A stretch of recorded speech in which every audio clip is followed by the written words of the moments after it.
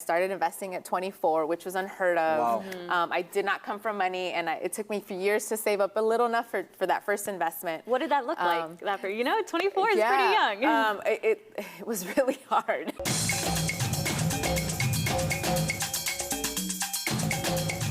We are back on the Zoom. We have our friend here, Natalie Torres Haddad. She is the financially savvy Latina. Welcome to the Zoo. Thank you for having me. I'm excited to be here. So give us a little bit of background. How did you get into becoming a financially savvy person who likes to teach people about their economy?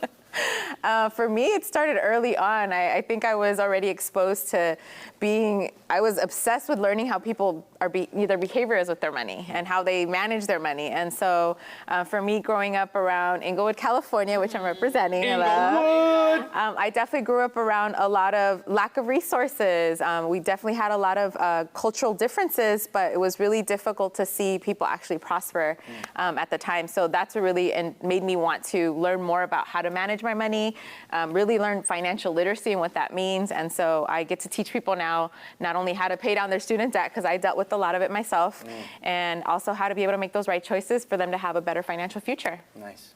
Yeah. So I think you said a key word. So I'm going to keep it kind of like conceptual at this moment. You said financial literacy. And when you put literacy, you're like, yeah, it is like a whole different language that we need to learn, right? Yes. So how is it that you are able to explain this information to like the average human? Because you went to school for it, right? So you had time to study this other language. But so then how does that translate? How do we translate that to the average person? Yeah, so for me, I mostly create content under 20 minutes. So I tell people the same thing. When you're learning a language, you need to take maybe 20 minutes out of your day to learn something new. So that means maybe 5 new terms, and understanding how that theory works and how you can apply it to your everyday life, right? And so teaching other people is just saying, can you learn 5 words in one day? What do their meanings mean, right? It is literacy. It's a whole nother language, right? And so for me, I think that's one of the best ways to do it. And you do it in a fun way, too. It doesn't have to be like an actual lecture, like sitting in class. Right. But for me, I'm like, can we incorporate music? Can we dance while we do this? Can we listen to podcasts? I mean, I have one as well, but those are ways that I tell people, if you're going to learn something, you want to enjoy it, so you might as well find ways to do that. And especially with financial literacy being such an overwhelming language, right? There's so many terms, new terms every day.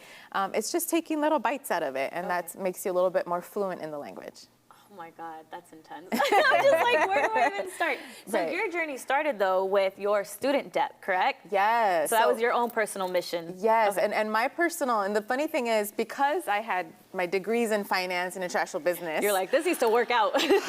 Well, you think it would have, and this is something, a lot of my friends are CPAs, accountants, and we have this conversation all the time where we weren't really taught financial literacy. We learned about finances in undergrad? In undergrad. Okay. And once you're not really giving this like adulting session, like how do you really manage your money? And so I learned the hard way. After graduating, I had about over $40,000 student debt for my graduate degree. And I was ashamed about it too, because I thought, oh my gosh, I'm supposed to know how to manage my money, right? But no one really sat me down and went through this whole process. And so that's what really made me want to learn more about it, because not only wanted to pay off my debt, I still wanted to have enough money to invest and save and do something for the future. And so I always tell people, I'm like, I kind of had the time to learn it, but I had to tweak it and make it applicable to what I'm learning too, because most people will shy away and say, oh God, it's pure accounting. I go, not exactly. There's definitely a lot of that, but there is certain things that we take for granted, certain terms that we use every day. And if we start implementing in what we're actually saying to each other, or talking about money, period, right? Because most people see it as a taboo, and it shouldn't be. It should be something that we openly talk about, because we learn from each other's mistakes. I have a hard time talking about money when it's like negotiating pay and salary and all that stuff. It's always like awkward for me on my end. That's normal, and especially within our culture. We're told not to brag. We're not, but I think that's what we need when we're negotiating salary. Is being able to talk about our accomplishments and our challenges to get paid better. Well, let's talk about some of the issues in the Latino community when it comes to finances. What are some of the things that you see that you have to tackle like again and again? What are some of the things that are very prevalent in our community when it comes to so within our community, with our culture, there's a lack of generational wealth. We don't have it, right? So especially, I'm an immigrant, but I know many first generation where they're not only still learning how to grasp their own money, but they're also trying to be the translator for their parents. So I think that's something within our community that's very different than others, is we are becoming translators of the actual language and then trying to translate how do you read a mortgage statement? How do you read your bank statements, everything that come with that? And so that is creating the lack of generational wealth, meaning that your kids that should be knowing or should learn certain basic, financial tools aren't learning this until they're full-on adults. And so for our culture, I think that's one of the difficult parts is having that conversation. And second is literally just having that awkward conversation with your parents, with your kids, with your siblings about how's your retirement account? Do you have a retirement set up? How are you dealing financially? Like, do you have a lot of debt? I wish I would have talked to my family and friends when I was struggling with a lot of debt, because it caused the depression. In our culture, that's another thing. Money and our mental health is totally correlated with each other. Because we're always in need of it. Always in need, always coming It's from a a place of struggle. scarcity and kind of like that. We call it the immigrant mentality of like, oh my gosh, if it can all go away. But I think that's something that we all need to work on to not only heal those traumas, but to really understand that there's some factors and foundations that we can start putting in place right now. It's interesting that you talk about the generational wealth, because even immigrants that come to this country that may have had money in the country that they're coming from, oftentimes have to start over, and we're dealing with a new language and a new culture, trying to get themselves back to maybe where they were. But obviously, even most immigrants don't even have that coming from their country. I did want to add on the generational wealth too, though, because like, what does that look like, right? Yes. So it's like to understand, like, ¿por qué a mí nada me está saliendo? You know, and it's because people have like trusts in family, and these trusts are building wealth, and they're just sitting in the bank, That's or like exactly it. the Setting parents those start up. a savings account out of it. So it's like things that are put in place at a really early age for a child when they're like older. By the it's time they already go to in college. place. Exactly. And so I think that's like noticing what exactly generational wealth looks like to make sure that we can also put it in place for our future generations. And it takes time. You just said it's like planting a seed, and if you're lucky, your children will see the fruits of that tree. Right. And so you just said it earlier. You're like, our families probably had to leave everything behind. Yeah. So I think those are one of the things that I always think about is it's going to take time, and I have to remind people that it's like create it now, because it's going to take years to actually fruition. Anything about investing in real estate, Paying creating down books, debt. paying down You gotta debt. commit to it's a long game, Oh right? yeah, it took us years, and so I think that's something that people are sometimes in denial. Like, oh, by the end of the year I'll pay it off. I'm like, no. If you have multiple, especially with six-figure debt, Right. right? So that's And multiple streams of debt, like credit card, student debt, like el otro credit card. The good and the bad debt. It's all debt, but there's the good and the bad debt. Before we go to commercial, we're going to go to a commercial in a couple seconds. But Like, wait. I just wanted to let you know that a lot of millennials think that their retirement plan is correlated to winning the lottery. Like, they really do feel they're going to win the lottery. Yeah. In 5 seconds, what do you think about that? They need a backup plan. All right, we got a backup plan. We got Natalie for one more segment, so keep it locked. We'll be right back on the Zoom.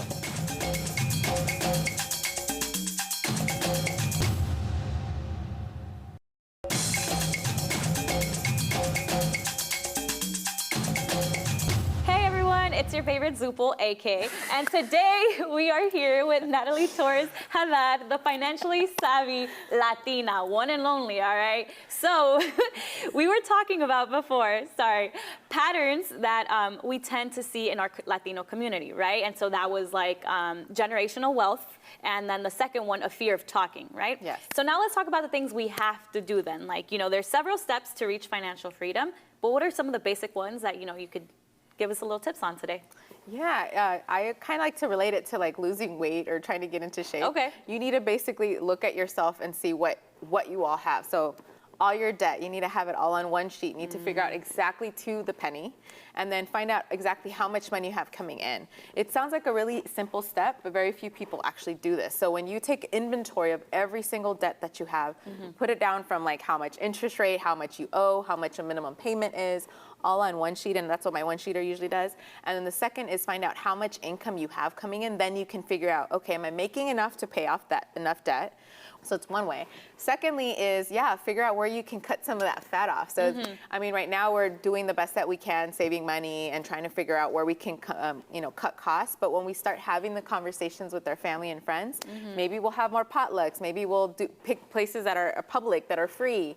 And basically you're starting to do is choose free or low-cost activity. So what this happens is helps you basically enjoy your life, have a good balance of it, but not spend so much money on it. And we know that's always a difficult part. Hay comida en la casa. Yeah, Good you do. What motivated you to start talking to people about this? I mean, obviously, so you got your start as what, as a CPA, as a financial advisor? No, so I'm the opposite. I worked with CPAs and Okay. I'm a CFP, so financial planners, and I actually was already working in the real estate development industry for a very long time, finance basically, and I actually started telling people or teaching people because universities had reached out to me to come in and talk to their students that are about to graduate from college. Because I had been open about saying I dealt with depression and dealt with a lot of debt.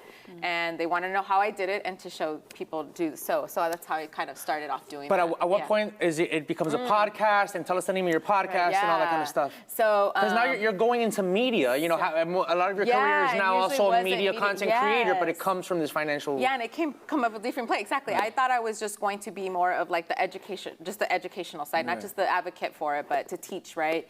And so my first book got printed, published in 2012. And What's the name of it's it? Financially Savvy in 20 Minutes. And it's actually the exact same name of a podcast, which is bilingual, Financially Savvy in 20 Minutes. And it's basically... Does it take 20 minutes to read? Almost.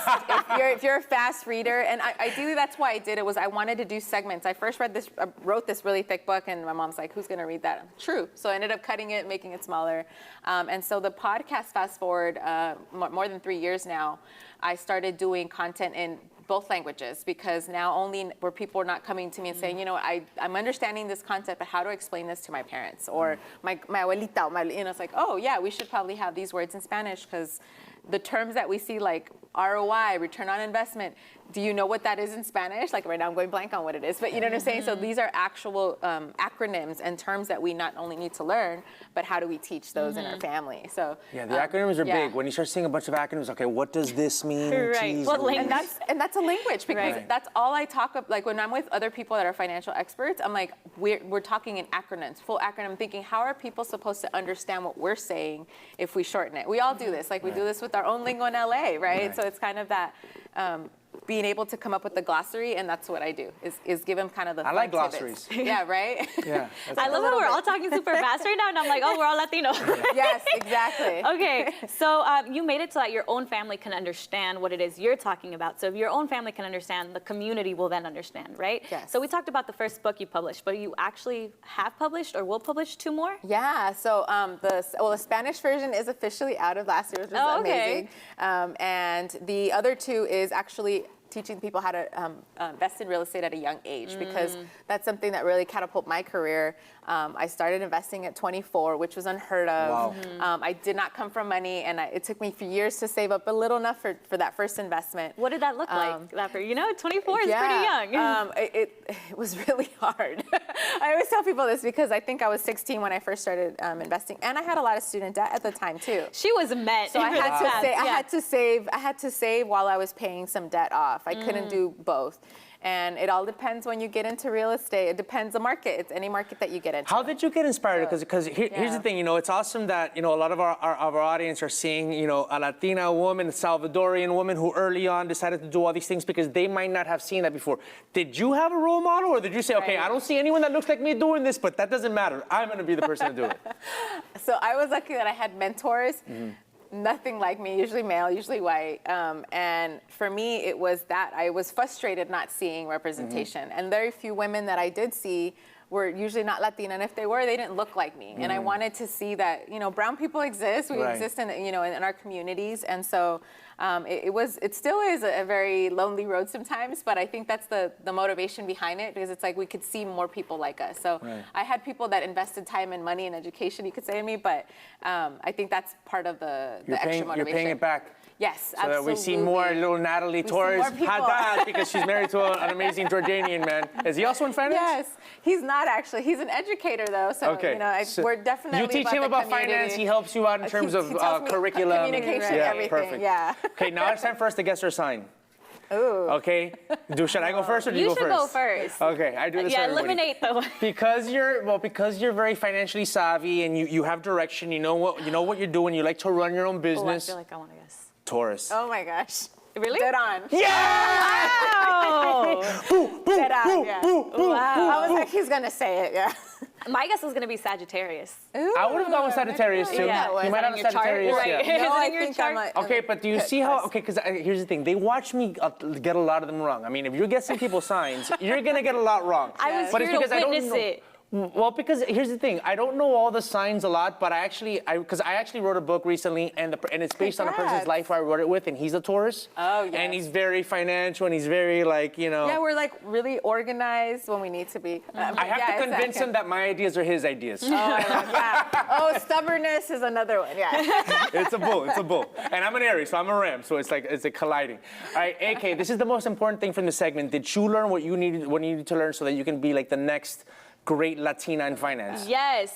You know why? Because we need to secure the bag, and it starts young. Okay. Yes. Yes. Right. Yeah. All right, well, listen, thank you so much. Where can people find you?